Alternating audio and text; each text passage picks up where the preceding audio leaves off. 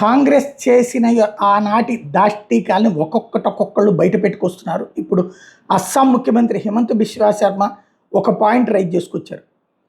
చిట్టగ్యాంగ్ ప్రాంతం ఏదైతే ఇప్పుడు బంగ్లాదేశ్లో ఉన్నటువంటి చిట్టగ్యాంగ్ ఉందో, అక్కడే పోర్టు కూడా ఉంటుంది. ఆ చిట్టగ్యాంగ్ ప్రాంతం హిల్ ట్రాక్స్ ఏరియాలో 97% మంది భారతీయులే ఉన్నారు, గిరిజనులే ఉన్నారు.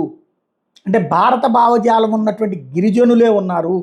ఈస్ట్ పాకిస్తాన్ ప్రాంతం కిందన ఆ రోజున ఎలా ఇచ్చేశారు, అక్కడ ఉన్నటువంటి చక్మా లీడర్స్ వద్దు బాబు అని చెప్పేసి భారత జాతీయ పతాకాలు పట్టుకుని ఆ రంగ్మతి ప్రాంతంలో ఉద్యమాలు చేశారు. భారత్లో మమ్మల్ని కలపండి, మమ్మల్ని తీసుకెళ్ళి దాంట్లో కలపద్దని చెప్పేసి.